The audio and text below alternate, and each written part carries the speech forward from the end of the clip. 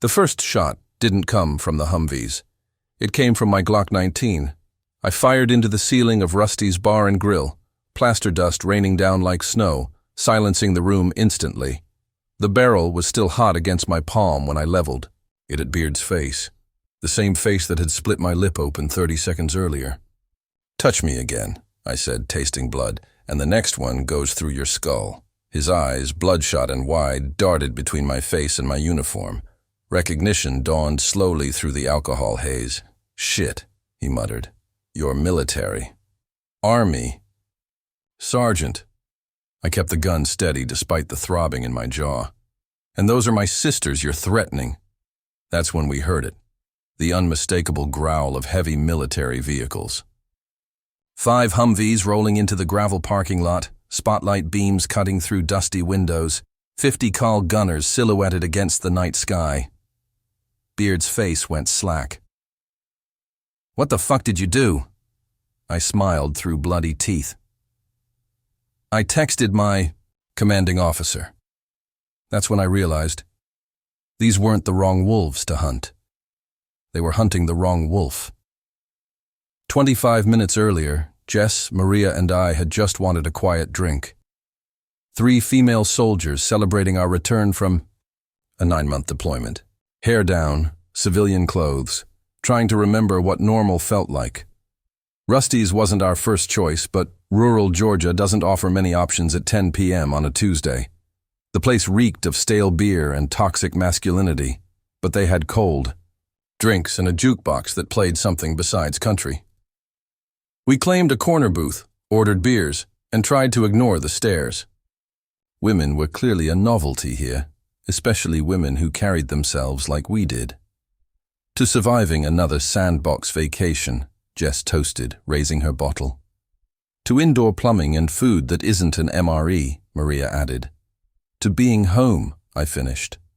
We clinked bottles, exhaled the tension of 15 months, and fell into the comfortable shorthand of soldiers who'd shared foxholes and fears. The first wolf approached during our second round. Massive guy, leather vest displaying Devil's Wolves MC patches, beard like a bird's nest. 2 equally imposing specimens flanked him. "Ladies drinking alone," he announced, leaning uninvited against our table. "That's just tragic." I glanced at Jess. She gave the imperceptible headshake we'd developed in Kandahar. "Stand down. No engagement." "We're good, thanks," I said neutrally. Beard grinned, revealing tobacco-stained teeth. "Don't look good to me. Look like 3 pretty things needing company." His hand landed on my shoulder. Heavy, possessive. I removed it, firmly but without aggression. "We're soldiers, just back from deployment, looking for a quiet night." Something ugly flickered across his face. "Playing dress-up with the boys overseas? That's cute." Maria stiffened. She'd been driving convoy security when an IED took out her lead vehicle, had dragged her captain's body from the burning wreckage under sniper. "Fear earned a Bronze Star that night." "We appreciate the welcome home," I said carefully. "But we'd like to be left alone." "Hear that, boys?" Beard announced louder. "These soldiers want to be left alone." He mimicked my voice in a high-pitched whine. The bar had quieted. Attention. Turning our way. I counted 7 bikers total, scattered throughout the room. Local muscle showing dominance in their territory. Jess, our medic, always calm under pressure, tried diplomacy. "First round's on us if you gentlemen find another table to grace with your presence." Beard's hand found my shoulder again, fingers digging in. "Maybe I like this table best." I glanced at my watch. 10:23 p.m., calculated distances, response times. "Last chance," I said quietly. "Walk away." His laugh was all whiskey and menace. "Or what, princess?" Under the table, I texted our CO. 3 words. Rusty's, hostile situation. Then 1 more word that would guarantee rapid response. Wolves, special code, personal danger, location compromised. Not a drill. I set down my phone just as Beard grabbed my arm, yanking me from the booth. "Think you're too good for us, bitch?" Training kicked in. I broke his grip, created distance, positioned Jess and Maria in my peripheral vision. They'd moved into defensive stances, combat veterans recognizing imminent threat. "We're leaving," I announced, tossing bills on the table. "No trouble." That's when the second wolf, shorter but thicker, blocked our exit. Nobody disrespects our club and our bar. Things escalated fast after that. Beard grabbed Maria's hair. Jess intercepted, twisting his wrist until something popped. Another biker lunged. I sidestepped, swept his legs. Body mechanics don't lie, no matter your size. But there were 7 of them. Drunk, angry, and unwilling to be embarrassed by women. When Beard recovered and threw the punch that split my lip, I tasted copper and rage. 9 months in a combat zone, hyper-vigilant, always braced for attack. The dam broke. My Glock appeared in my hand like an extension of my arm. The ceiling shot silenced everything. Then the Humvees arrived. The bar's front door crashed open. Tactical entry. 4 soldiers in full combat gear, M4s raised, moved with practiced precision. Behind them, more troops secured exits. Professional. Methodical Captain Rivera entered last, scanning the room with cold efficiency until he found me. Blood on my face. Gun still aimed at Beard. "Sergeant Mitchell," he acknowledged calmly. Situation report. I lowered my weapon slowly. "Unwanted advances escalated to physical assault, sir." His eyes noted my split lip, Maria's torn shirt, the overturned furniture. "Hostiles?" I indicated the bikers with a slight head tilt. "Devils." "Wolves Motorcycle Club. 7 individuals." Rivera's expression didn't change, but something dangerous shifted in his posture. The name meant something to him. "Devil's Wolves," he repeated. "Interesting." The soldiers fanned out, creating a perimeter around our group. The bikers, suddenly sober, backed away. "This is civilian jurisdiction," Beard protested, bravado deflating. "You can't—" "Actually," Rivera interrupted, "we have significant interest in your organization. Joint task force with FBI and ATF, weapons trafficking primarily." The blood drained from Beard's face. Rivera turned to a lieutenant. "Secure the parking lot. Check their bikes. Probable cause for search just presented itself." "This is bullshit," one of the bikers shouted. "We were just having fun." "Assaulting military personnel is your idea of fun?" Rivera's voice remained neutral, which somehow made it more terrifying. "Sergeant Mitchell and her team just completed a classified deployment tracking weapons smuggled to insurgents, weapons that killed American soldiers, weapons that forensics linked to domestic suppliers." I kept my face expressionless, though. This was news to me. Whatever game Rivera was playing, I wasn't about to contradict him. "We ain't weapon dealers," Beard protested. "We're just—" "Sir!" A soldier entered from the parking lot. "We found something." Rivera nodded. "Bag it and tag it. Full search protocol." Then to Beard. "Your timing is spectacularly bad. Harassing these specific soldiers on this specific night, when we've been—" "Building a case for months? Almost seems like an intentional provocation." The pieces suddenly aligned in my mind. Not random harassment, not bad luck. We'd been targeted. Rivera confirmed my suspicion. Sergeant Mitchell's team interdicted 3 shipments valued at over 20 million. Someone's very unhappy about that. Someone who might have connections to domestic organizations who move product. "We didn't know who they were," Beard insisted, panic rising. "Just saw 3 women alone." "And that justified assault?" I asked quietly.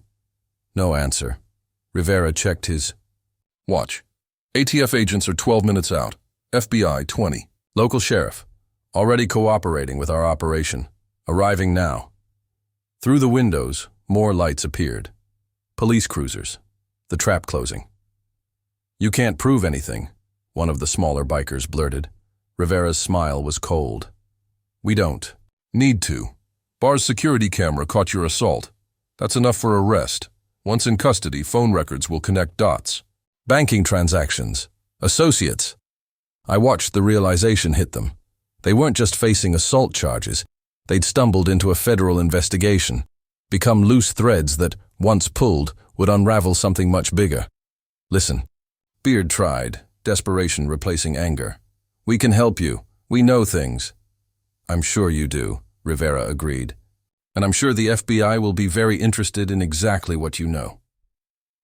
Outside, I leaned against a Humvee, adrenaline crash hitting hard. Jess cleaned my split lip with supplies from her ever-present medic kit. You knew, I said when Rivera approached. This wasn't just response to a distress call. He handed me a bottle of water. We've been monitoring Devil's Wolves for months. Suspected connection to weapons that were showing up in Kandahar. Same weapons you three helped intercept. So those assholes in there, low level, probably unaware of the bigger operation. But useful entry points. Maria joined us, eyes sharp. The Wolves' code word in my text. Triggered specific protocols, Rivera confirmed. We've had a team on standby since your return, contingency planning.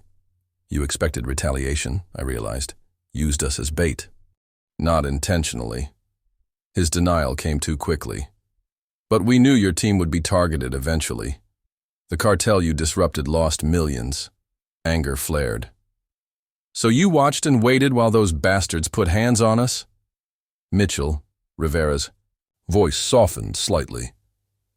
You three volunteered for high-risk intelligence operations. Completed the mission brilliantly. But missions have echoes. We couldn't tell you without compromising the domestic investigation. The betrayal stung worse than my split lip. We deserved to know we were walking around with targets on our backs. You're right. His admission surprised me. That call was above my pay grade. By the time I got authorization to brief you, you'd already sent the distress signal. Sheriff's deputies were escorting bikers to patrol cars. FBI agents had arrived, men in windbreakers photographing motorcycles, bagging evidence. What happens now? Jess asked. You three get protective details until we roll up the entire network. Debriefing tomorrow. Full disclosure of the operation. Should have felt relief. Instead, exhaustion swept through me. Another fight. Another mission. The war following us home. One more thing, Rivera added. What you did in there. Drawing your weapon. I tensed, expecting reprimand. Probably saved lives, he finished. If you'd waited for us, they might have escalated further, or disappeared before we connected them to the trafficking network. Small comfort, but I'd take it. Back at base, the debriefing lasted until 3 a.m. What Rivera revealed stunned us all. Our deployment hadn't been routine counterinsurgency. We'd been tracking a specific weapons pipeline, American military hardware diverted to terror cells through a complex network of shell companies and criminal organizations. The Devil's Wolves were a small cog in a massive machine spanning 3 continents. The weapons we intercepted near Kandahar, Rivera explained, pointing to a digital map, were traced back to theft from 3 different U.S. military bases, stolen by civilians working on site, sold to domestic criminal groups, then exported through shell companies. Jess crossed her arms, skeptical. And the bikers at Rusty's are part of this? Transporters, mainly. Moving product between handoffs. But connected enough to have been told to watch for 3 female soldiers matching your descriptions. How long have they been watching us? Maria asked. We intercepted communications about your team 2 weeks ago. Couldn't be certain of the threat level. Surveillance was authorized, but limited resources meant you couldn't protect us 24/7, I finished. So you waited for them to make a move. Rivera didn't deny it. The alternative was pulling you into protective custody with no explanation, risking operational security. You could have told us, I insisted. And what would you have done differently, Mitchell? Stayed home? Hid on base? Or would you have done exactly what you did tonight? Go out, try to live normally? He was right, and that pissed me off more. I would have gone anyway, maybe looking for trouble subconsciously. Hard to turn off combat mindset after 9 months. In country. So what now? I asked. Now, Rivera said, changing the display to show surveillance photos. We leveraged tonight's arrest to work up the chain. The Devil's Wolves are connected to larger organizations, border militias, prison gangs, eventually overseas brokers. I studied the network diagram. Complex, transnational, disturbingly professional. And our involvement? Maria asked. Officially, you're witnesses in an assault case. Unofficially? Your deployment knowledge is invaluable for connecting overseas operations to domestic sources. I caught the implications immediately. You want us to continue the mission. Here. Rivera nodded. Voluntary basis only, but yes, the skills that made you effective overseas are equally valuable here. For the first time since returning home, I felt something other than dislocation and restlessness. Purpose, continuation, the chance to finish what we'd started overseas. I'm in, I said, not needing to look at Jess and Maria for confirmation. We'd always moved as one unit. Report tomorrow at 800. Bring your incident notes and all deployment documentation. Rivera gathered his materials. And Mitchell? Good. Work tonight. Your quick reaction prevented a tactical retreat that might have compromised months of surveillance. High praise from a man who measured words like ammunition. After he left, the three of us sat in silence, processing. We were bait, Jess finally said. We were assets, Maria corrected. Different contexts, same job. I touched my split lip, still tender. At least now we know why civilian life felt wrong. It wasn't. Jess laughed bitterly. Still fighting the same war, just different terrain. Better terrain, Maria countered. Hot showers, no sandstorms, real coffee. And now we know our enemy has a face, I added, not just shadows and intel reports. The task force headquarters occupied a nondescript office building near the base. No military markings, no flags, just tinted windows and security cameras disguised as architectural features.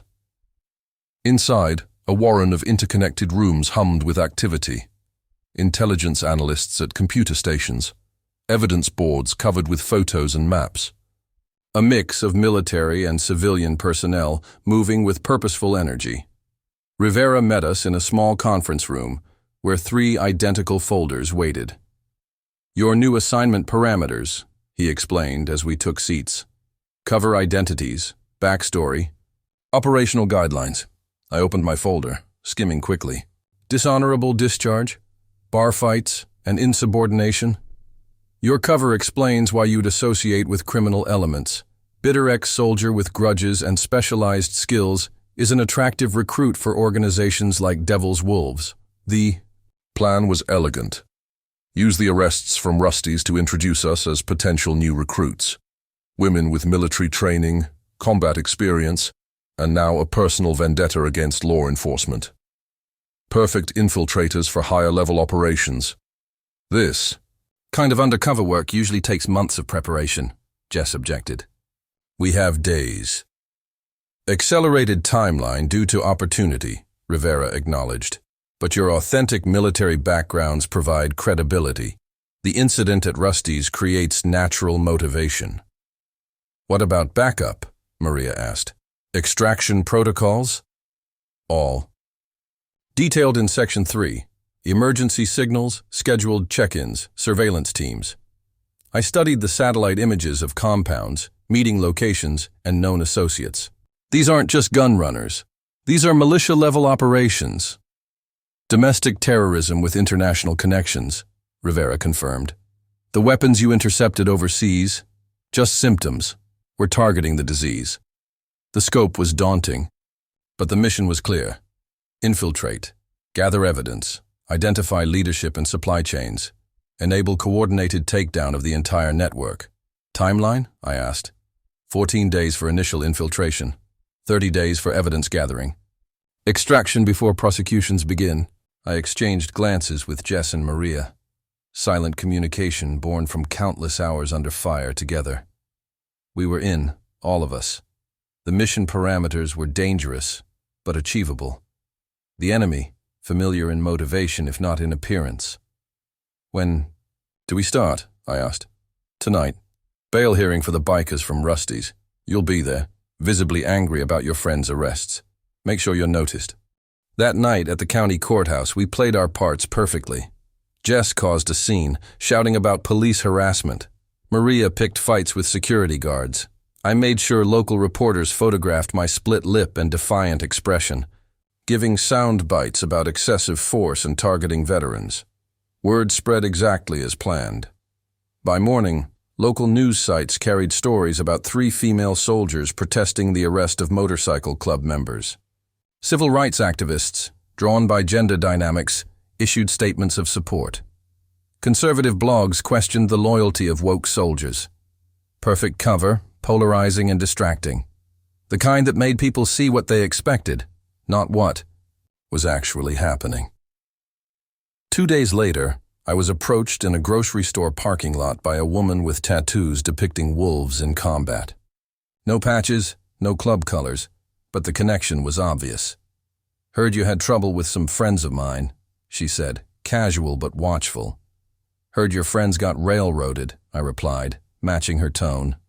"Military, police, federal agents, local. Cops, all for a bar fight? Seems excessive." She studied me, assessing. "Got time for a drink? Some people might want to hear about that." Laid the way. The bar was different, cleaner, more upscale than Rusty's, the clientele less obvious, but no less dangerous. Ex-military types with hard eyes and careful positioning. Criminal professionals, not drunk weekend warriors. At a back table, a man in his 50s nursed a whiskey. Grey hair cropped military short, posture regulation perfect despite civilian clothes. The woman nodded toward him. "This is Maxwell, former Ranger. Run security for some of our business interests." Maxwell didn't offer his hand. "Heard you've got a problem with authority, Sergeant." "Had," I corrected. "Was, not anymore." Funny how witnessing a setup operation changes your perspective on serving your country. Setup? His interest sharpened. Joint Task Force was waiting for us. Knew the bar, knew your guys would be there, used us as bait. And why would they do that? I shrugged. 9-month deployment tracking weapons in Kandahar. Things we found there connected back here. Now suddenly we're home 2 weeks and federal agents are all over a bar fight? Not coincidence. Maxwell's eyes narrowed. Calculated risk assessment, visible in his expression. "If you're wearing a wire, then that Joint Task Force knows I'm feeding them bullshit," I finished. "Think I'd be stupid enough to try that after watching what they did to your people?" He almost smiled. "What exactly do you want?" "Work. Me and my team. Skills transferable to private sector. No loyalty left to people who use us as cannon fodder." Maxwell considered, then nodded. "Small job first. Proof of commitment. Transport only. Nothing heavy. Interested?" "When and where?" He wrote an address on a napkin. "Tomorrow, 10 p.m. Bring your team. Come clean. We'll be checking." The job was simple. Drive a sealed crate from one warehouse to another. No questions, no inspection. Test of discipline and reliability. We passed with flying colors. Demonstrated competence, followed instructions, maintained operational security. By the third assignment, we were trusted with more sensitive tasks. Security for meetings, counter-surveillance, equipment checks. Each job revealed more of the organization's structure. Each conversation added names to our growing intelligence. File. Each location was photographed, mapped, and added to the task force database. By week 3, we'd penetrated deep enough to confirm Rivera's suspicions. The weapon trafficking network stretched from military bases through domestic criminal organizations to foreign buyers, with connections to at least 2 terrorist groups we'd encountered overseas. Most disturbing were the insider connections. Ex-military personnel providing expertise, security contractors with active clearances, even suggestions of serving officers involved in selective inventory errors. The final piece came during a high-level meeting at a hunting lodge outside Atlanta. Top leadership, major buyers, security details. We'd earned spots on the protection team, positioned perfectly to observe without attracting attention. That's when I saw him. Air Force Colonel's insignia on his civilian blazer lapel, trying to be subtle but military to the bone. James Peterson, the same officer who'd briefed us before our Kandahar deployment. The same man who'd had access to every detail of our mission. Our eyes met across the room. Recognition flashed in his, followed by alarm, then cold calculation. My hand moved toward my concealed weapon as his reached inside his jacket. The room exploded into chaos. Not from us, from outside. Tactical teams breaching every entrance simultaneously. Flashbangs, smoke grenades, coordinated assault. The raid had been planned for weeks, but Peterson's presence changed everything. He wasn't on any watch list, wasn't part of our intelligence packets. His appearance was the missing link, the insider connection that explained how insurgents had anticipated our movements overseas. In the confusion, I lost sight of him, focused instead on extraction, getting Jess and Maria to safety while preserving our cover as long as possible. Rivera's team had contingencies for blown operations. We executed perfectly, appearing to resist while actually facilitating capture of key targets. 37 arrests that night. Weapons seized valued at millions. Intelligence goldmine discovered in computers and documents. But Peterson vanished, slipping away in the chaos. Another ghost in a war full of shadows. 6 months later, we sat in Rivera's office reviewing case files. The prosecution of the weapons network was proceeding, but Peterson remained elusive. Facial recognition had flagged him at airports in 3 countries. Bank accounts emptied, digital footprint erased, professional disappearance. He was selling operational intelligence, Maria said, still angry. Feeding them our movements, our methods. While sending us into hot zones, Jess added. How many died because of his intel leaks?